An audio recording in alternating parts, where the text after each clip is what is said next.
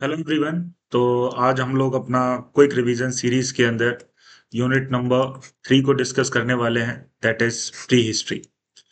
तो pre history की अगर बात करेंगे तो सबसे पहले इंट्रोडक्शन देख लेते हैं कि इस यूनिट के अंदर हम लोग क्या कवर करने वाले हैं। प्री हिस्ट्री, जैसा कि हमने बताया, प्री हिस्ट्री को अगर हमें डिफाइन करना हो, उसको डिस्क्राइब करना हो, तो प्री हिस्ट्री ऐसे पीरियड या ऐसे टाइम पीरियड की स्टडी को कहा जाता है जहां पर राइटिंग का इन्वेंशन नहीं हुआ है। So study of the time period before the invention of writing is referred as prehistory। ऐसे टाइम पीरियड की स्टडी जहां रिटन सोर्सेस हमारे पास नहीं है, राइटिंग का इन्वेंशन नहीं हुआ है, ऐसे टाइम पीरियड की स्टडी को प्री हिस्ट्री कहा जाता है। क्योंकि रिटन सोर्सेस यहाँ पर अवेलेबल नहीं है, राइटिंग का इन्वेंशन नहीं हुआ है, इसलिए ज्यादातर डिपेंडेंसी हमारी आर्कियोलॉजिकल सोर्सेस के ऊपर ही देखने को मिलती है। आर्कियोलॉजिकल सोर्सेस जैसे स्टोन टूल्स हो गए, इसी तरह अलग अलग बोन टूल्स हो गए, इसी तरह अलग अलग जो चार्ज्ड ग्रेन है या जो कार्बनाइज्ड ग्रेन है वो हमारे पास हमें देखने को मिलते हैं। तो इस तरह से फॉसिल्स की मदद से हम लोग यहाँ पर इसको स्टडी करते हैं। तो इस पीरियड को आर्कियोलॉजिकल सोर्सेस की मदद से ही स्टडी किया जाता है। अगर इंडियन प्री हिस्ट्री की हम लोग बात करेंगे तो इंडियन प्री हिस्ट्री की शुरुआत जो है 1863 के बाद हमें देखने को मिलती है, जब एक ब्रिटिश आर्कियोलॉजिस्ट और जियोलॉजिस्ट जो जियोलॉजिकल सर्वे ऑफ इंडिया में काम किया करते थे, जिनका नाम था रॉबर्ट ब्रूस फुटे, जब मद्रास में टहल रहे होते हैं तो मद्रास के अंदर उनको हैंडेक्स यानी कि हाथ की ये इस तरह की कुल्हाड़ी आपने देखी होगी, जिसको किसी लकड़ी के ऊपर बांध के इस पीरियड में इस्तेमाल किया जाता था। तो इस तरह की हैंडेक्स जो है वो रॉबर्ट ब्रूस फुटे को मद्रास में मिलती है, और वहां से हम लोग देखते हैं कि इंडियन प्री हिस्ट्री की शुरुआत हमें देखने को मिलती है। तो इंडियन प्री हिस्ट्री की शुरुआत 1863 के बाद हुई है, जब पहली हैंडेक्स हमें मिलती है मद्रास के अंदर। तो वहां से और इस तरह के टूल्स की खोज जो है वो शुरू हो जाती है, और इनकी इस डिस्कवरी की वजह से, इनके इस इनिशिएटिव की वजह से रॉबर्ट ब्रूस फुटे को father of Indian pre history भी कहा जाता है। नेक्स्ट है हमारे पास अलेक्जेंडर कनिंगम। अलेक्जेंडर कनिंगम की अगर बात करेंगे तो जैसा कि हमने पिछले लेक्चर में डिस्कस किया था, Alexander Cunningham was the first surveyor of archaeological survey of India. ये आर्कियोलॉजिकल सर्वे ऑफ इंडिया के पहले सर्वेयर हुआ करते थे, जिसका एस्टेब्लिशमेंट 1861 में हुआ था, और इस कारण ये जो जनाब हैं इनको फादर ऑफ इंडियन आर्कियोलॉजी भी कहा जाता है। तो इस तरह के फैक्ट्स जो हैं वो आपको पीसीएस एग्जाम के लिए और अभी यूपीएससी के लिए भी जरूर से याद रखने की जरूरत है। इस तरह के क्वेश्चंस पूछे जाते हैं। अगर इस यूनिट की हम लोग बात करेंगे तो ये जो यूनिट है बेसिकली दो चीजों के ऊपर फोकस्ड है। सबसे पहले biological evolution of human beings, और दूसरा है cultural evolution of human beings. तो जैसा कि आपको पता होगा कि एवोल्यूशन जो है वो हमेशा दो फेजेस में हमें देखने को मिलता है, बायोलॉजिकल और कल्चरल। बायोलॉजिकल मतलब शरीर के अंदर जो चेंजेस हो रहे हैं, स्पीशीज के अंदर जो चेंजेस हो रहे हैं। उसी तरह कल्चर की बात करेंगे तो कल्चर के अंदर जो चेंजेस हो रहे हैं उसको हम लोग इस फेज के अंदर पढ़ेंगे। सबसे पहले बायोलॉजिकल एवोल्यूशन को हम लोग डिस्कस करेंगे, उसके बाद जो कल्चरल एवोल्यूशन हमें प्री हिस्टोरिक फेज में देखने को मिलता है उसको स्टडी करेंगे। तो चलिए आगे बढ़ते हैं। बायोलॉजिकल एवोल्यूशन की बात करेंगे तो 90th सेंचुरी से पहले ऐसी मान्यता थी, बाइबल में लिखा हुआ है कि ह्यूमन बींग जो है अपनी परफेक्ट फॉर्म में इस धरती पर एग्जिस्टेंस में आया है, जैसा अभी दिखता है वैसा का वैसा ईश्वर ने उसको यहाँ पर उतारा है। लेकिन 19th सेंचुरी में कुछ डिस्कवरी होती है, 19th सेंचुरी में कुछ फॉसिल्स को स्टडी किया जाता है, और बाद में इस नतीजे पर पहुंचा जाता है कि ह्यूमन बींग जो है वो इस परफेक्ट फॉर्म में धरती पर नहीं आया, बल्कि इससे पहले भी बहुत सारी ट्रांजिशनल स्पीशीज को पास करके यहाँ तक पहुंचा है। चार्ल्स डार्विन एक स्कॉलर हैं, जिन्होंने द ओरिजिन ऑफ स्पीशी नाम से एक बुक लिखी है 1859 के अंदर, और उस बुक के अंदर उन्होंने स्पेसिफिकली और एक्सप्लिसिटली यानी कि क्लियरली थ्योरी ऑफ एवोल्यूशन को मेंशन किया है। यहाँ से एक नैरेटिव बनना शुरू होता है कि ह्यूमन बीइंग परफेक्ट फॉर्म में एग्जिस्टेंस में नहीं आया, एक एवोल्यूशनरी जर्नी तय करके आया है, और धीरे धीरे करके आज जिस तरह का शरीर हमारा दिखाई देता है, जिस स्पीशी तक हम पहुंचे हैं, वो ट्रांजिशन के थ्रू कई लाख साल का जो एवोल्यूशन हुआ है उसके थ्रू हम लोग यहाँ तक पहुंचे हैं। तो थ्योरी ऑफ एवोल्यूशन हमें चार्ल्स डार्विन की तरफ से देखने को मिलता है, उन्होंने बुक लिखी है द ओरिजिन ऑफ स्पीशीज, और यहाँ से एक नैरेटिव जो है वो बनना शुरू होता है। अगर इंपॉर्टेंट ह्यूमन स्पीशीज की बात करेंगे कि मॉडर्न स्पीशीज से पहले किस तरह के इंपॉर्टेंट स्पीशीज हुआ करते थे, तो सबसे पहला स्पीशी है सीरीज के अंदर हमारे पास ऑस्ट्रेलोपिथिकस। ऑस्ट्रेलोपिथिकस की बात करेंगे तो ये पूरी तरह से ह्यूमन स्पीशी नहीं है, बल्कि proto human species. Proto human species का मतलब होता है ऐसा ह्यूमन स्पीशी जिसके अंदर एप और ह्यूमन दोनों के फीचर हमें देखने को मिलते हैं। तो ये एक ट्रांजिशन फेज का स्पीशी है जिसके अंदर एप यानी कि बंदर और ह्यूमन बीइंग दोनों ही के फीचर्स हमें देखने को मिलते हैं। अगर लिटरेरी मीनिंग की बात करेंगे तो इसका लिटरेरी मीनिंग है सदर्न एप। इसको सदर्न एप भी कहा जाता है क्योंकि ये जो स्पीशी है इसके एविडेंसेस सिर्फ हमें अफ्रीकन कॉन्टिनेंट में ही देखने को मिलते हैं, वो भी केन्या और तंजानिया रीजन में। तो इस तरह से हमें यहाँ पर इसके एविडेंसेस सिर्फ अफ्रीकन कॉन्टिनेंट पे मिलने के कारण इसको सदर्न एप भी कहा जाता है। जो पहला ह्यूमन स्पीशी हमें देखने को मिलता है इस सीरीज के अंदर वो है होमो हैबिलस। होमो हैबिलस की बात करेंगे तो इसका लिटरेरी मीनिंग है टूल मेकर, यानी कि यहाँ पर इंसान ने थोड़ा थोड़ा छोटा छोटा टूल बनाना शुरू कर दिया था, इसीलिए इस स्पीशी को टूल मेकर भी कहा जाता है। ये फर्स्ट ह्यूमन स्पीशी है, ये भी आपको ध्यान में रखना है यहाँ पे। और नेक्स्ट जो एविडेंस इसके साथ जुड़ा हुआ है कि इसके जो एविडेंसेस है यानी कि फॉसिल बेस्ड एविडेंसेस जो हैं वो सिर्फ हमें अफ्रीकन कॉन्टिनेंट में ही देखने को मिलते हैं। तो ये चीज आपको याद में रखनी है। नेक्स्ट जो स्पीशी है हमारे पास वो है होमो इरेक्टस। होमो इरेक्टस की अगर बात करेंगे तो इसका लिटरेरी मीनिंग है अपराइट मैन, क्योंकि ये सारे लैटिन टर्म है और इंग्लिश में इनका अलग अलग मीनिंग हमें देखने को मिलता है। तो इंग्लिश में इसका मीनिंग है अपराइट मैन। अपराइट मैन मतलब सीधा खड़ा हुआ आदमी, यानी कि यहाँ पर ह्यूमन बीइंग का जो स्पाइन है वो एकदम सीधा हो जाता है, अब वो झुका हुआ नहीं रहेगा। और ये जो स्पीशी है इसके बारे में कहा जाता है that it can control fire. Fire को कंट्रोल कर सकती है ये स्पीशी, इतना डेक्सटेरिटी इतना एक्सपर्टाइज इसके अंदर डेवलप हो गया था। इसके अलावा जब एविडेंसेस की बात करेंगे तो इस स्पीशी के एविडेंसेस हमें ना सिर्फ अफ्रीकन कॉन्टिनेंट बल्कि एशिया और यूरोप में भी देखने को मिलते हैं। तो इस तरह से होमो इरेक्टस स्पीशी जो है वो बड़ा ही डाइवर्स स्पीशी है, स्कैटर्ड स्पीशी है और कई जगहों से हमें इसके एविडेंसेस जो है वो देखने को मिलते हैं। अगर हम लोग और जुड़े फैक्ट्स की बात करेंगे इस स्पीशी के साथ, तो इसी स्पीशी के साथ इसी के कंटेम्पररी एक और स्पीशी हमें यूरोप में देखने को मिलता है जिसको नेंडरथल स्पीशी कहा जाता है। यूरोप के अंदर जो जर्मनी है वहां पर एक वैली है नेंडरथल वैली, वहां से सबसे पहले हमें इस स्पीशी के एविडेंसेस मिले हैं। इसीलिए इसी के कंटेम्पररी यूरोप और जर्मनी के अंदर जो स्पीशी हमें मिलता है उसको नेंडरथल स्पीशी बोलते हैं। तो ये बात आपको याद रखनी है। इसके एविडेंसेस सिर्फ जर्मनी और यूरोप से ही मिलते हैं, बाकी एशिया और अफ्रीका में इसके एविडेंसेस हमारे पास अवेलेबल नहीं है। बाकी सारी जगहों पर यही होमो इरेक्टस स्पीशी जो है वो एग्जिस्ट कर रहा था। नेक्स्ट हमें देखने को मिलता है, नेक्स्ट जो हमारे पास इस स्पीशी है इस सीरीज के अंदर वो है होमोसेपियंस। होमोसेपियंस की बात करेंगे हम लोग तो होमोसेपियंस का लिटरेरी मीनिंग है वाइस मैन।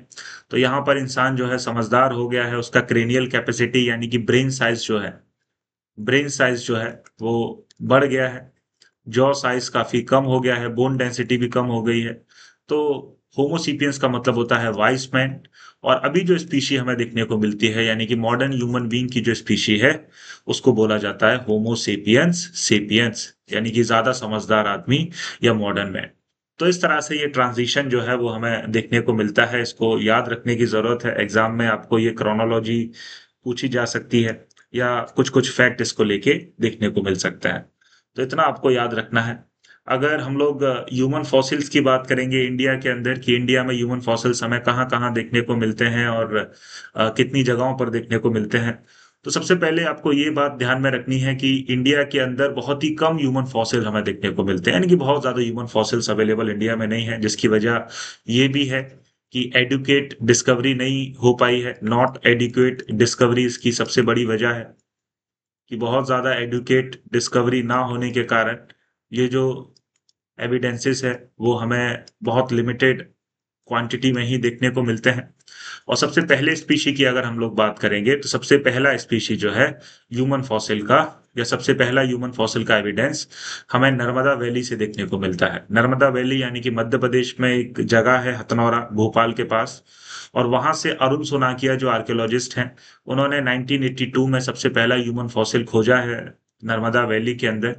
और उनका ऐसा मानना था कि ये जो ह्यूमन स्पीशी है ये होमो इरेक्टस जो स्पीशी है उससे बिलोंग करता है। ये जो फॉसिल उनको मिला है ये ह्यूमन इसके इरेक्टस स्पीशी से बिलोंग करता है। तो स्कल उनको मिला था, सर के ऊपर का जो पार्ट होता है, ब्रेन के ऊपर का जो पार्ट होता है वो उनको मिला था।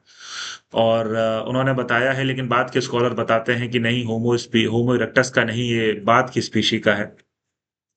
नेक्स्ट जो एविडेंस हमें देखने को मिलता है वो है 2003 में। तो 2003 में भी एक ह्यूमन फॉसिल हमें देखने को मिला है तमिलनाडु के ओदाई से, और पी राजेंद्रन ने उसको ढूंढा है, पी राजेंद्रन ने उसको डिस्कवर किया है। तो ये बात भी आपको याद रखनी है।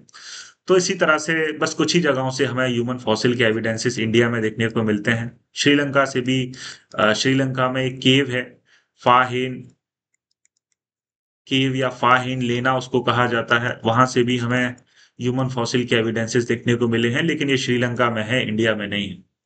तो इस तरह से ह्यूमन फॉसिल के एग्जाम्पल हमें बड़े ही लिमिटेड देखने को मिलते हैं इंडिया से, बहुत ज्यादा एविडेंसेस हमारे पास अवेलेबल नहीं है इसको लेके। अगर ह्यूमन रेसेस की बात करेंगे तो बहुत सारी ह्यूमन रेसेस हमें इंडिया में देखने को मिलती हैं, और जैसे जैसे इंटरेक्शन बढ़ता जा रहा है लोगों के अंदर, वैसे वैसे और ज्यादा ह्यूमन रेसेस बनती जा रही हैं। लेकिन जो सबसे प्रोमिनेंट ह्यूमन रेसेस हैं वो है कॉकासियन ह्यूमन रेस। कॉकासियन ह्यूमन रेस जो है वो यूरोप के अंदर हमें देखने को मिलती है, नॉर्थ अमेरिका के अंदर देखने को मिलती है। इसका स्किन कलर जो है वो थोड़ा सा लाइट कलर हमें देखने को मिलता है, लाइट टू ऑलिव स्किन है इसका। और इसके हेयर और आई कलर जो है उसके अंदर डाइवर्सिटी के कारण अलग अलग ये जो कलर्स हैं वो हमें देखने को मिलते हैं। नेक्स्ट जो ह्यूमन रेस है हमारे पास, मंगोलाइड रेस है। मंगोलाइड रेस हमें Japan, China, Japan, north east India जो है हमारा, अरुणाचल प्रदेश, नागालैंड, वहाँ के जो हमारे भाई हैं वो भी इसी जो ह्यूमन रेस है उससे ताल्लुक रखते हैं, इसी रेस से मिलते जुलते हैं। और उनका जो फीचर्स हमें देखने को मिलते हैं, एंथ्रोपोजेनिक फीचर्स, तो वो है येलो टू ब्राउन स्किन। तो उनका स्किन कलर जो है येलो टू ब्राउन हो सकता है। स्ट्रेट ब्लैक हेयर, यानी कि उनके बाल जो है वो ब्लैक हमें देखने को मिलते हैं। और एपिकेंथिक आई फोल्ड, यानी कि आंख के ऊपर एक फोल्ड हमें देखने को मिलता है, आंख जो है थोड़ी सी उनकी अलग हमें देखने को मिलती है as compare to other races. आंख के ऊपर जो फोल्ड है वो थोड़ा कम होता है। नेक्स्ट हमें देखने को मिलता है नेग्रॉइड रेस। नेग्रॉइड रेस की बात करेंगे तो ये जो रेस है वो ज्यादातर हमें अफ्रीकन कॉन्टिनेंट के अंदर देखने को मिलती है। अमेरिका और कैरिबियन आइलैंड जो है वहां भी इसके जो एविडेंसेस है वो हमें देखने को मिलते हैं, लेकिन ज्यादातर ये जो नेग्रॉइड रेस है वो अफ्रीका में ही स्कैटर्ड है। इनका खास बात यह है, इनके बॉडी फीचर्स की बात करेंगे तो डार्क स्किन इनकी देखने को मिलती है, कॉइल्ड हेयर है इनका, यानी कि इनके हेयर बहुत ज्यादा टाइट होता है, बहुत ज्यादा कॉइल्ड कर लेता है। इनकी नोज जो है वाइड होती है। तो अफ्रीकन कॉन्टिनेंट के जो बॉडी फीचर्स हमें देखने को मिलते हैं वो नेग्रॉइड रेस को बिलोंग करते हैं। उसी तरह नेक्स्ट जो हमारे पास ह्यूमन रेस है वो है ऑस्ट्रेलॉइड। ऑस्ट्रेलॉइड की बात करेंगे तो इसके ज्यादातर एविडेंसेस, इसके ज्यादातर जो एविडेंसेस हैं हमारे पास वो ऑस्ट्रेलिया से ही हमें देखने को मिलते हैं। न्यू गियाना, साउथ एशिया की बात करेंगे तो वहां से भी कुछ एविडेंसेस हमें देखने को मिलते हैं। इसके अलावा इंडिया से भी कुछ एविडेंसेस हमें देखने को मिलते हैं। संथाल ट्राइब के बारे में कहा जाता है कि संथाल ट्राइब के जो लोग हैं वो भी इसी जो रेस है उससे बिलोंग करते हैं। तो dark brown to black skin हमें इनकी देखने को मिलती है। इसके अलावा इनके जो हेयर हैं वो थोड़ा सा करली हमें देखने को मिलता है। तो इस तरह से अलग अलग ह्यूमन रेसेस हमें देखने को मिलती हैं वर्ल्ड के अंदर, जिसमें से जो मेजर रेसेस हैं उनको हमने यहाँ पर डिस्कस कर लिया है। नेक्स्ट अगर कल्चरल एवोल्यूशन की बात करेंगे तो अभी तक हम लोगों ने बायोलॉजिकल एवोल्यूशन को डिस्कस किया था। वहां पर देखा था कि बायोलॉजिकल एवोल्यूशन के अंदर कैसे 1859 में चार्ल्स डार्विन ने एक बुक लिखी है द ओरिजिन ऑफ स्पीशीज, और यहाँ से जो नरेटिव है वो चेंज होना शुरू होता है कि ह्यूमन बीइंग एक ट्रांजिशन के थ्रू अब इस स्पीशीज तक आया है। उसके बाद हम लोगों ने अलग अलग स्पीशीज को डिस्कस किया था कि कौन सी वो स्पीशी हैं जो मॉडर्न मैन से पहले हमें देखने को मिलती हैं। उसके बाद हमने इंडिया में फॉसिल्स हमें कहाँ कहाँ देखने को मिलते हैं उसको हमने डिस्कस किया था। तो ये चीज हमें देखने को मिलती है, और बाद में जो मेजर ह्यूमन रेसेस हैं उसको भी हमने डिस्कस किया कि कौन कौन से ह्यूमन रेसेस हमें इंडिया में देखने को मिलते हैं। नेक्स्ट अगर हम लोग सेक्शन की बात करेंगे तो वो है कल्चरल एवोल्यूशन। तो कल्चरल एवोल्यूशन को डिस्कस करते हुए सबसे पहले हम देख लेते हैं कि 1830s में हिस्ट्री से पहले वाला जो पीरियड है जिसको प्री हिस्ट्री भी कहा जाता है, और हड़प्पन सिविलाइजेशन को प्रोटो हिस्ट्री भी कहा जाता है। तो हिस्ट्री से पहले वाला जो पीरियड है उसको सीजे थॉमसन ने तीन हिस्सों में बांटा है, तीन एजेस में बांटा है। तो जो पहले वाला एज है उसको उन्होंने बोल दिया है स्टोन एज। जो दूसरा वाला एज है उसको उन्होंने बोल दिया है ब्रॉन्ज एज। क्योंकि ब्रोंज इक्विपमेंट्स हमें यहाँ पर देखने को मिलते हैं, हड़प्पन सिविलाइजेशन यहाँ आ जाएगा। और जो तीसरा वाला फेज है उसको उन्होंने बोल दिया है आयरन एज, यानी कि जो वैदिक पीरियड है और लेटर वैदिक पीरियड है वो इसमें आ जाएगा। तो स्टोन एज, ब्रॉन्ज एज और आयरन एज उन्होंने कहा है हिस्ट्री से पहले वाले पीरियड को। बाद में जॉन लिवॉक ने स्टोन एज को दो हिस्सों में बांटा है। पैलियोलिथिक की स्टोन कल्चर के अंदर भी दो तरह का कल्चर हमें देखने को मिलता है, पैलियोलिथिक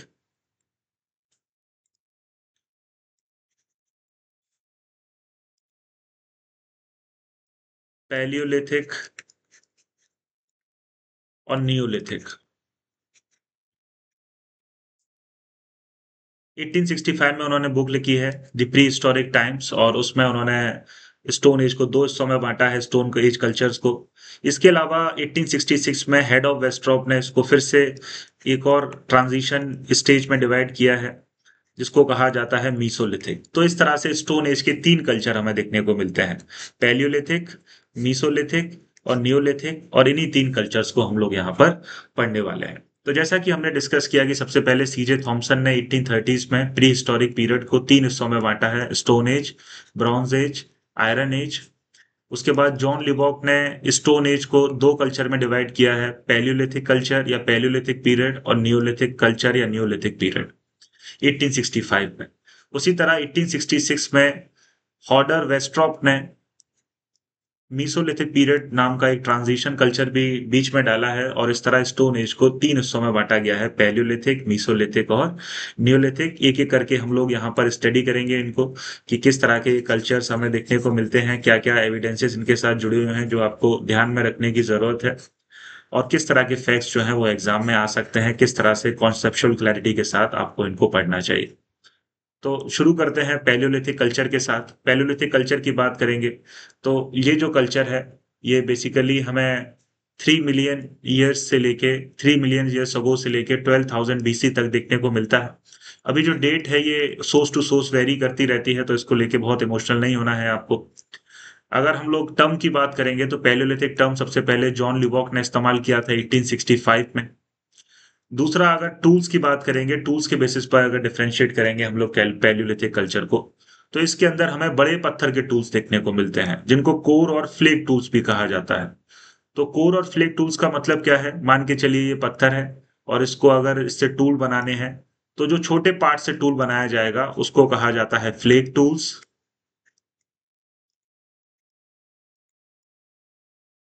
वहीं जो बड़े पार्ट से टूल बनाया जाता है उसको कहा जाता है कोर टूल। तो इस तरह से हमें कोर और फ्लिक टूल्स यहाँ पर देखने को मिलते हैं, जैसे हैंड एक्स हो गया, आपका चॉपर हो गया, क्लीवर्स हो गया। तो इस तरह से टूल्स हमें यहाँ पर देखने को मिलते हैं, और टूल बनाने के लिए जो टेक्निक यहाँ पर इस्तेमाल की जाती है वो है लेवालॉयस टेक्निक। लेवालॉयस टेक्निक कोई खास टेक्निक नहीं है। इसमें सबसे पहले पत्थर को गर्म किया जाता है आग के अंदर, और अचानक से पानी डाल के इसको ठंडा किया जाता है, जिससे क्रैक डेवलप हो जाता है, और बाद में उन क्रैक को उनके ऊपर काम करके उनको तोड़ दिया जाता है। तो ये जो टेक्निक है टूल बनाने की, इसको लेवलॉइस टेक्निक कहा जाता है। इसके अलावा लोअर पैलियोलिथिक पीरियड में ओल्डावियन टूल्स और ऑशलिन टूल भी हमें देखने को मिलते हैं। यानी कि ओल्डावियन एक जगह का नाम है अफ्रीका में, और ऑशलिन फ्रांस के अंदर एक जगह का नाम है, सेंट ऑशेल करके। तो वहां से जो टूल मिले हैं वो पैलियोलिथिक, जो लोअर पैलियोलिथिक पीरियड है उसके साथ एसोसिएटेड है, इसीलिए इस ऐसे टूल्स को ओल्डावियन टूल्स और ऑशलियन टूल भी कह दिया जाता है। तो ये भी आप यहाँ पर ध्यान में रख सकते हैं। नेक्स्ट, अगर हम लोग क्लाइमेटिक कंडीशन की बात करेंगे कि इस पीरियड में क्लाइमेटिक कंडीशन कैसी है, तो आइस एज का पीरियड है ये।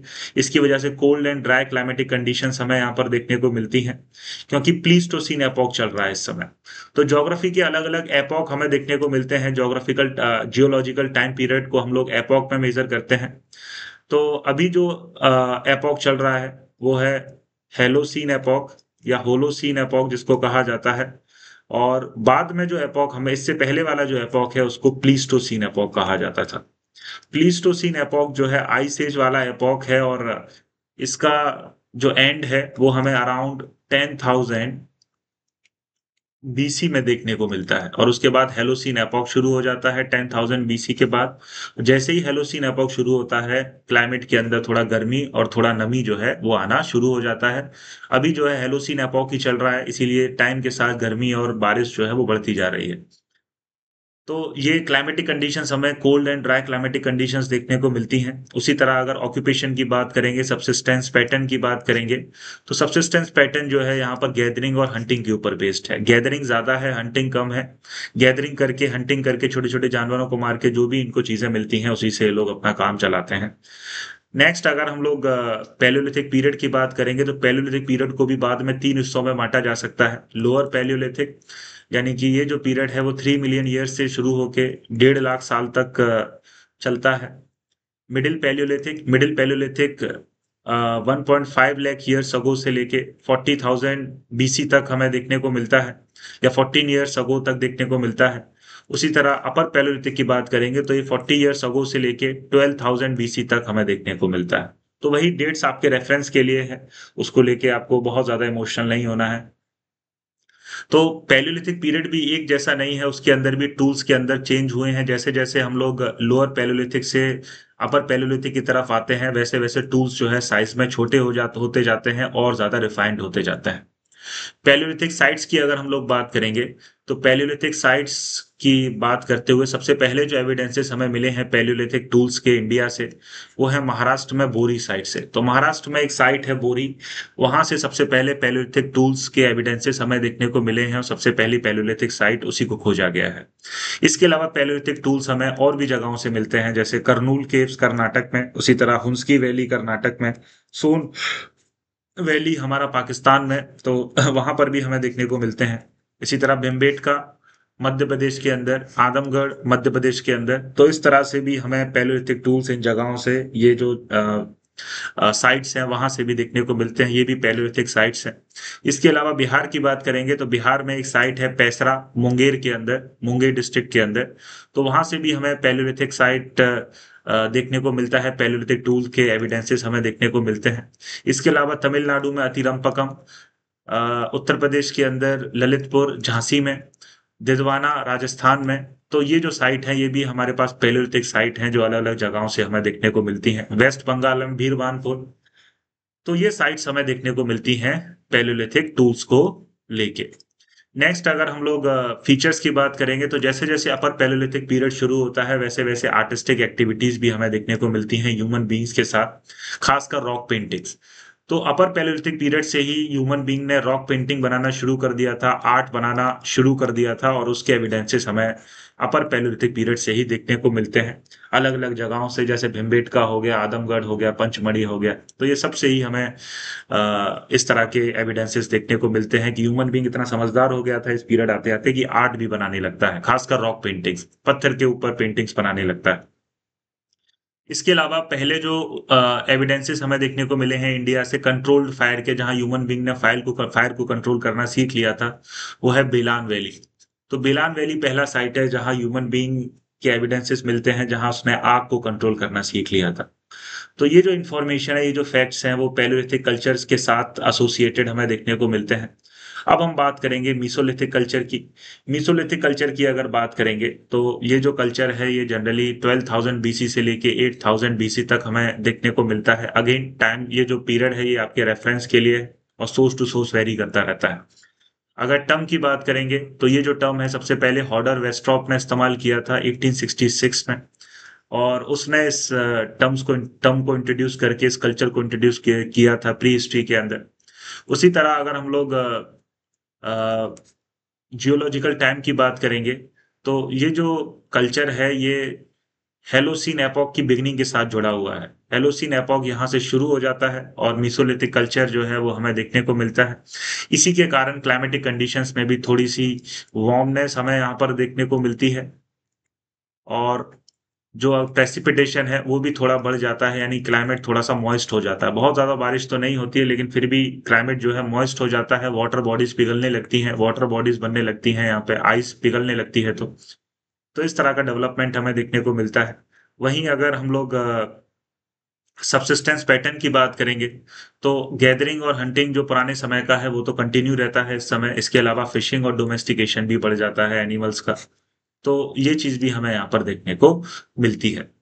इसके बाद अगर एविडेंसेस की बात करेंगे कि सबसे पहले एविडेंसेस हमें कहाँ से मिले हैं इनके टूल्स के, तो सबसे पहले मीसोलिथिक जो टूल है उनको माइक्रोलिथ कहा जाता है। माइक्रोलिथ का मतलब होता है छोटे पत्थर के टूल, और मीसोलिथिक पीरियड का मतलब होता है मिडिल स्टोन एज।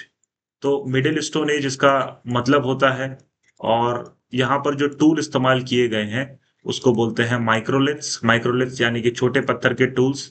अगर हमें बताना हो कितने छोटे पत्थर के टूल्स, तो 3 सेंटीमीटर।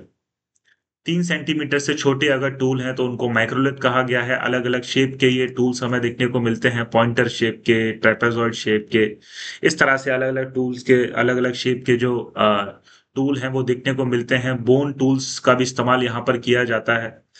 और ये जो टूल्स हैं इनको बोन के ऊपर या किसी लकड़ी के ऊपर बांध के इस्तेमाल करते हैं। बो एंड एरो का इस्तेमाल भी यहाँ पर किया जाता है। तो इस तरह से थोड़ा सोफिस्टिकेशन टूल्स के अंदर हमें इस पीरियड में देखने को मिलता है। अगर एविडेंसेस की बात करेंगे तो सबसे पहले एविडेंसेस माइक्रोलिथ्स के और रॉक पेंटिंग के एसीएल कार्लेल ने डिस्कवर किया है इंडिया में 1867 में। और साइट की बात करेंगे तो सबसे पहली साइट है सोहागी घाट, मिर्जापुर, उत्तर प्रदेश। तो सोहागी घाट, मिर्जापुर, उत्तर प्रदेश से सबसे पहले हमें माइक्रोलिथ्स के एविडेंसेस देखने को मिले हैं। इसी तरह रॉक पेंटिंग्स के भी एविडेंसेस सबसे पहले हमें वहीं से देखने को मिलते हैं। तो ये पहला साइट है जहां से रॉक पेंटिंग और माइक्रोलिथ के एविडेंसेस हमें देखने को मिलते हैं, सोहागी घाट, मिर्जापुर, उत्तर प्रदेश। नेक्स्ट और दूसरी साइट्स की अगर हम लोग बात करेंगे तो सबसे पहले जैसे हमने बताया कि यहाँ पर डोमेस्टिकेशन भी थोड़ा शुरू हो जाता है, फिशिंग भी शुरू हो जाती है। सबसे पहले डॉग को डोमेस्टिकेट किया गया था, उसके बाद पिग को डोमेस्टिकेट किया जाता है, और बाद में कैटल्स वगैरह का डोमेस्टिफिकेशन हमें देखने को मिलता है। तो सबसे पहले डोमेस्टिकेशन के एविडेंसेस हमें मध्य प्रदेश के आदमगढ़ से देखने को मिलते हैं। इसके अलावा राजस्थान के बागौर से देखने को मिलते हैं। So earliest evidences of domestication have been found from Adamgarh and Bagor. Adamgarh Madhya Pradesh में है, जो एक पेंटिंग साइट भी है, रॉक पेंटिंग्स भी यहाँ पर हमें देखने को मिलते हैं। और बागौर राजस्थान से भी देखने को मिलते हैं। इसके अलावा बोन टूल्स के भी बहुत ज्यादा एविडेंसेस हमें यहाँ से देखने को मिलते हैं। सबसे ज्यादा एविडेंसेस बोन टूल्स के और बोन इक्विपमेंट्स के हमें देखने को मिलते हैं उत्तर प्रदेश के सराय नहर राय, दमदमा और महादहा। तो ये कुछ जगहें हैं, कुछ साइट्स हैं उत्तर प्रदेश के अंदर। ज्यादातर साइट्स प्रतापगढ़ डिस्ट्रिक्ट जो है यूपी का, वहां पर हमें देखने को मिलते हैं। सराय नहर राय, दमदमा और महादहा, यहाँ से बोन टूल्स और इक्विपमेंट्स देखे गए हैं। उसी तरह ये जो पीरियड आता है मीसोलिथिक पीरियड, यहाँ पर हमें आर्टिस्टिक एक्टिविटी का प्लोरीफरेशन देखने को मिलता है, यानी कि बहुत ज्यादा आर्टिस्टिक एक्टिविटी बढ़ जाती है। रॉक पेंटिंग्स के बहुत ज्यादा एविडेंसेस हमें यहाँ पर इस पीरियड से देखने को मिलते हैं। खासकर हंटिंग सीन्स बहुत ज्यादा डिपिक्ट किए गए हैं इस पीरियड में। और अगर पेंटिंग्स की बात करेंगे, जो सबसे फेमस पेंटिंग है इस पीरियड की, तो वो हमें पंचमढ़ी, भीमबेटका और आदमगढ़ से देखने को मिलती है, और तीनों ही साइट जो है मध्य प्रदेश के अंदर है। तो इस तरह से हमें रॉक पेंटिंग्स के एविडेंसेस यहाँ से ज्यादा देखने को मिलते हैं, खासकर मध्य प्रदेश के अंदर। सोहागी घाट हमने बताया दिया, सबसे पहले एविडेंसेस सोहागी घाट से ही मिलते हैं। नेक्स्ट है हमारे पास भीमबेटका। भीमबेटका की बात करेंगे तो भीमबेटका अपने रॉक पेंटिंग्स के लिए जाना जाता है। लगभग 500 से ज्यादा यहाँ पर केव्स के अंदर रॉक पेंटिंग्स हमें देखने को मिलती है। अब अलग अलग स्कॉलर्स अलग अलग वजह बताते हैं रॉक पेंटिंग्स की। कुछ लोग बताते हैं कि ये लोग किसी रिचुअल की वजह से रॉक पेंटिंग्स बनाया करते थे। कुछ लोग बताते हैं कि एक अपना एक पिक्टोग्राफिक रिकॉर्ड रखना चाहते थे, इसलिए रॉक पेंटिंग्स बनाया करते थे। तो ये चीज हमें देखने को मिलती है। इसी तरह भीमबेटका की बात करेंगे तो भीमबेटका को 1957 में पहली बार डिस्कवर किया गया है, और वीएस वाकंकर ने इसको डिस्कवर किया है। भीमबेटका आज मध्य प्रदेश के अंदर हमें देखने को मिलता है। नेक्स्ट अगर हम लोग देखेंगे तो मिर्जापुर में एक साइट है लेखाकिया। अब ये लेखाकिया जो है, इसके बारे में कहा जाता है कि यहाँ पर एक ग्रेव के अंदर बहुत ज्यादा स्केलेटल रिमेन्स हमें देखने को मिलते हैं, यानी ग्रेव बरियल यहाँ से शुरू हो जाता है। और लेखाकिया एक साइट है मिर्जापुर में। अगर आप यूपीपीसीएस का एग्जाम दे रहे हैं तो ये फैक्ट्स जो है वो आपके लिए थोड़ा सा, उत्तर प्रदेश से जुड़े हुए जितने भी फैक्ट्स हैं थोड़ा सा इंपॉर्टेंट हो जाएंगे। तो प्रफ्यूजन ऑफ स्केलेटल रिमेन्स हमें लेखाकिया से देखने को मिलता है। लेखाकिया साइट है मिर्जापुर में, और वहां पर स्केलेटल रिमेन्स एक ही ग्रेव से लगभग 30-40 स्केलेटल रिमेन्स हमें देखने को मिलता है। इसी तरह महाराष्ट्र में एक साइट है पटने, वहां से हमें ऑस्ट्रिच शेल के ऊपर कार्विंग या एनग्रेविंग देखने को मिलती है। तो ऑस्ट्रिच एग शेल का एक टुकड़ा लिया गया है और उसके ऊपर खुरेद के कुछ बनाने की कोशिश की गई है। तो इस तरह के एग्जाम्पल हमें पटने, महाराष्ट्र से देखने को मिलते हैं। तो ये जो फैक्ट है वो भी आपको याद रखना है मीसोलिथिक कल्चर के बारे में। उसी तरह अगर न्यूलिथिक कल्चर की बात करेंगे तो न्यूलिथिक कल्चर जो है वो 800 बीसी के अराउंड एग्जिस्ट करता है। इंडिया में तो ये 600 बीसी के अराउंड एग्जिस्ट करता था। तो 8000 बीसी के अराउंड जो न्यूलिथिक कल्चर है वो हमें देखने को मिलता है। और फिर से ये जो टर्म है इसको जॉन लिवॉक ने ही कॉइन किया है 1865 में। अगर टूल्स की बात करेंगे तो इस कल्चर के साथ पॉलिश टूल्स जुड़े हुए हैं जिनको नियोलिथ कहा जाता है। तो पॉलिश्ड और शार्प टूल्स का इस्तेमाल इस पीरियड में किया जाता है, इस कल्चर में किया जाता है, विच वर रेफर्ड एज न्यूलिथ्स, जिनको न्यूलिथ्स कहा जाता है। ऑक्यूपेशन की बात करेंगे तो डोमेस्टिकेशन यहाँ पर अपना और ज्यादा एडवांस हो जाता है, फुल फ्लैश डोमेस्टिकेशन हमें देखने को मिलता है। फार्मिंग जो है और थोड़ी बढ़ जाती है, इस समय फार्मिंग शुरू हो जाती है, लोग जो है खेती करना शुरू कर देते हैं। खेती करेंगे तो जो है सेटलमेंट बनने लगते हैं, बस्तियां बनने लगती हैं, गांव बनने लगते हैं। पोट्री मेकिंग जो है यहाँ पर शुरू हो जाती है, लोग पोट्री बनाना शुरू कर देते हैं। तो इस तरह से जो डेवलपमेंट है वो हमें इस पीरियड में देखने को मिलता है रिगार्डिंग सबसिस्टेंस पैटर्न।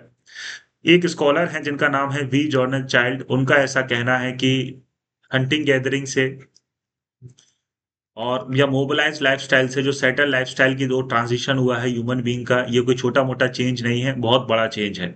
इसीलिए उन्होंने इसको नियोलिथिक रेवोल्यूशन कहा है कि सारी खुराफात यहीं से शुरू होती है। जब इंसान सेटल होता है तो खेती और ज्यादा इंटेंसिव होने लगती है, खेती इंटेंसिव होने लगती है तो एग्रीकल्चर प्रोडक्शन बढ़ता है, एग्रीकल्चर सरप्लस होता है, कुछ लोग अपना खाना बनाने से बच जाते हैं।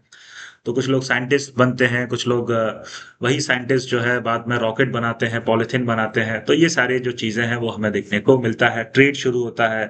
तो ये सारी चीजें जो है जितनी भी आज परेशानियां हमें देखने को मिलती हैं अर्थ के ऊपर की ग्लोबल वार्मिंग हो रहा है, अर्थ खराब हो रहा है, वो सब की परेशानी यहीं से शुरू हुई है जहां पर ह्यूमन बीइंग ने फार्मिंग शुरू किया है और वो एक जगह सेटल होना उसने शुरू कर दिया है। नेक्स्ट अगर सबसे पहले एविडेंसेस की बात करेंगे तो सबसे पहले एविडेंसेस ली मैसूरियर ने खोजे हैं रायचूर डिस्ट्रिक्ट कर्नाटक में। सबसे पहले नियोलिथिक के एविडेंसेस हमें रायचूर डिस्ट्रिक्ट से मिलते हैं कर्नाटक में, और ली मैसूरियर ने उनको खोजा है। इसके अलावा कश्मीर वैली की बात करेंगे तो कश्मीर वैली से भी हमें न्यूलिथिक साइट के एविडेंसेस देखने को मिलते हैं। कश्मीर वैली में दो न्यूलिथिक इंपॉर्टेंट साइट हैं, बुरजोम और गुफकरा, जिनके बारे में कुछ इंपॉर्टेंट फीचर्स हैं, जैसे पिट ड्वेलिंग के एग्जाम्पल हमें यहाँ से देखने को मिलते हैं। माइक्रोलिथ का एब्सेंस हमें यहाँ पर देखने को मिलता है, यानी कि ये जो साइट्स हैं यहाँ पर मीसोलिथिक कल्चर इन्होंने नहीं देखा, सीधा ट्रांजिशन हुआ है पैलियोलिथिक से नियोलिथिक के अंदर। तो माइक्रोलिथ्स यहाँ पर गायब हैं, हमें नहीं देखने को मिलते कश्मीर वैली के अंदर। उसी तरह कुछ जगहों पर हमें डॉग बरियल भी देखने को मिला है ह्यूमन बरियल के साथ। तो ये कुछ अलग फीचर्स हमें कश्मीर की साइड से देखने को मिलते हैं। और कश्मीर वैली में जो सबसे दो दो सबसे इंपॉर्टेंट साइट हैं वो है बुरजोम और गुफकरा। उसी तरह अगर साउथ इंडिया की न्यूलिथिक साइट की बात करेंगे तो साउथ इंडिया में भी न्यूलिथिक साइट हमें देखने को मिलती हैं, जिनका इंपॉर्टेंट फीचर है एश माउंट, कि बड़े बड़े राख के टीले जो हैं वो यहाँ पर देखे गए हैं। और राख के टीले होने का कारण ये है कि ये लोग क्या एनिमल हर्डिंग किया करते थे और बाद में जो एनिमल डंग है उसको एक जगह इकट्ठा करके उसमें आग लगा दिया करते थे, जिसके कारण यहाँ बड़े बड़े राख के टीले जो हैं साइट पर बन जाते हैं। तो साउथ इंडिया में पीएमपल्ली तमिलनाडु के अंदर इंपॉर्टेंट साइट है न्यूलिथिक साइट, पीकली हल कर्नाटक के अंदर इंपॉर्टेंट साइट है न्यूलिथिक साइट, उतनूर आंध्र प्रदेश के अंदर इंपॉर्टेंट साइट है न्यूलिथिक साइट। और ये सभी जगहों से बड़े बड़े राख के टीले, बड़े बड़े ऐश माउंट्स हमें देखने को मिलते हैं। उत्तर प्रदेश की बात करेंगे तो उत्तर प्रदेश में चौपानी मांडो हो गया, कोलदीवा हो गया, लहुरा देव हो गया, महागरा हो गया, ये साइट हमें देखने को मिलते हैं बेलान वैली से। तो उत्तर प्रदेश का जो बेलान वैली है वहां से ये साइट हमें देखने को मिलते हैं। और ज्यादातर साइट्स में हमें राइस कल्टीवेशन देखने को मिलता है। तो ये लोग राइस की खेती किया करते थे, राइस कल्टीवेशन हमें उत्तर प्रदेश का जो बेलान वैली है वहां से देखने को मिलता है। उसी तरह सबसे पहले सेटलमेंट की बात करेंगे तो सबसे पहला सेटलमेंट हमें मेहरगढ़ बलूचिस्तान में देखने को मिलता है। और सबसे पहला न्यूलिथिक सेटलमेंट यही है। 6000 बीसी से लेके 7000 बीसी के आसपास हमें ये जो सेटलमेंट है वो इसके एविडेंस 7000 बीसी से लेके 6000 बीसी के आसपास हमें इसके एविडेंसेस देखने को मिलते हैं। सबसे अर्लीस्ट सेटलमेंट इसी को कहा जाता है न्यूलिथिक साइट का। बार्ले और वीट ये लोग उगाया करते थे, तो सबसे पहले क्रॉप्स इन्होंने बार्ली और वीट ही उगाए हैं। इसके अलावा बिहार की बात करेंगे तो बिहार में चिरांद एक इंपॉर्टेंट न्यूलिथिक साइट है सारण डिस्ट्रिक्ट के अंदर, चाचर एक इंपॉर्टेंट साइट है वैशाली डिस्ट्रिक्ट के अंदर, सेनुआर इंपॉर्टेंट साइट है रोहतास डिस्ट्रिक्ट के अंदर, तारादी इंपॉर्टेंट साइट है गया डिस्ट्रिक्ट के अंदर। तो जो लोग बीपीएससी का एग्जाम दे रहे हैं उनको ये जो साइट है वो जरा ध्यान में रखना है। बाकी लोगों के लिए उतना फोकस करने की जरूरत नहीं है। तो ये कुछ साइट्स हमें यहाँ पर देखने को मिलती हैं बिहार के अंदर। उसी तरह आसाम में दाऊजली हार्डिंग करके एक न्यूलिथिक साइट है जो काफी पॉपुलर साइट हमें देखने को मिलता है। तो इस तरह हमने तीन जो कल्चर हमें देखने को मिलते हैं स्टोन एज के अंदर उनको डिस्कस किया है। सबसे पहला जो कल्चर है उसको हमने बोला है पैलियोलिथिक, जॉन ल्यूबॉक ने इसको टर्म किया है। दूसरा जो कल्चर है उसको हमने बोला है मीसोलिथिक, हॉडर वेस्ट्रॉप ने इसको टर्म किया है। और पैलियोलिथिक का मतलब होता है ओल्ड स्टोन एज, मीसोलिथिक का मतलब होता है मिडिल स्टोन एज, और जो तीसरा कल्चर है वो है नियोलिथिक, जिसका मतलब होता है न्यू स्टोन एज। अगर डिफरेंसेस की बात करेंगे तो सबसे पहले जो डिफरेंस हमें देखने को मिलता है वो टूल के अंदर देखने को मिलता है। यहाँ पर बड़े बड़े टूल्स हमें देखने को मिलते हैं, कोर एंड फ्लेक टूल जिनको कहा जाता है। मीसोलिथिक की बात करेंगे तो यहाँ पर छोटे टूल हमें देखने को मिलते हैं, माइक्रोलिथ्स जिसको कहा जाता है। उसी तरह न्यूलिथिक की बात करेंगे तो यहाँ पर पॉलिश्ड टूल हमें देखने को मिलते हैं, नियोलिथ जिनको कहा जाता है, पॉलिश्ड टूल्स।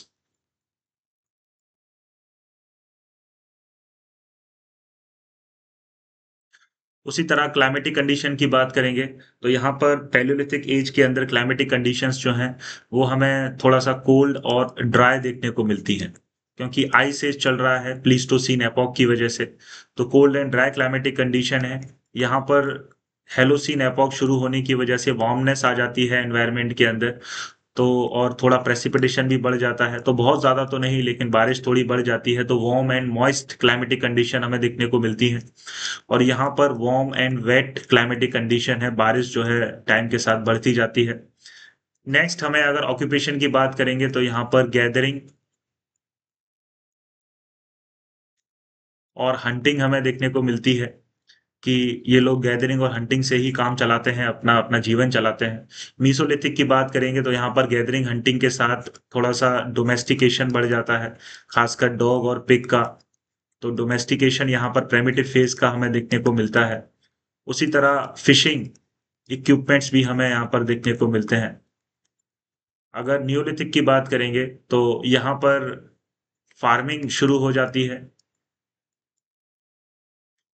पोट्री मेकिंग शुरू हो जाती है, सेटलमेंट बनने लगते हैं। उसी तरह यहाँ पर हमें डोमेस्टिकेशन भी बहुत ज़्यादा इंटेंस वे में देखने को मिलता है, डोमेस्टिकेशन ऑफ एनिमल्स। तो ये चीज़ हमें देखने को मिलती है। तो इस तरह से हम बता सकते हैं कि ये जो 3 अलग-अलग कल्चर हैं स्टोन एज के, उनको ऐसे डिफरेंशिएट कर सकते हैं 3 फैक्टर्स के ऊपर। सबसे पहले टूल्स के बेसिस पर हम उनको डिफरेंशिएट कर सकते हैं कि टूल अलग-अलग हैं तीनों में। उसके बाद क्लाइमेटिक कंडीशन के बेसिस पर डिफरेंशिएट कर सकते हैं, क्लाइमेटिक कंडीशन अलग-अलग हैं। और उसके बाद हम लोग ऑक्यूपेशन या सबसिस्टेंस पैटर्न के ऊपर डिफरेंशिएट कर सकते हैं कि सबसिस्टेंस पैटर्न भी तीनों के अंदर अलग-अलग है। So this is all about from this unit. उम्मीद है इससे आपको कुछ फायदा मिला होगा आपके एग्जाम्स के अंदर। और इस तरह के जो लेक्चर्स हैं वो लेके हम लोग आते रहेंगे। आज के लिए बस इतना ही। Thank you all of you, have a good day.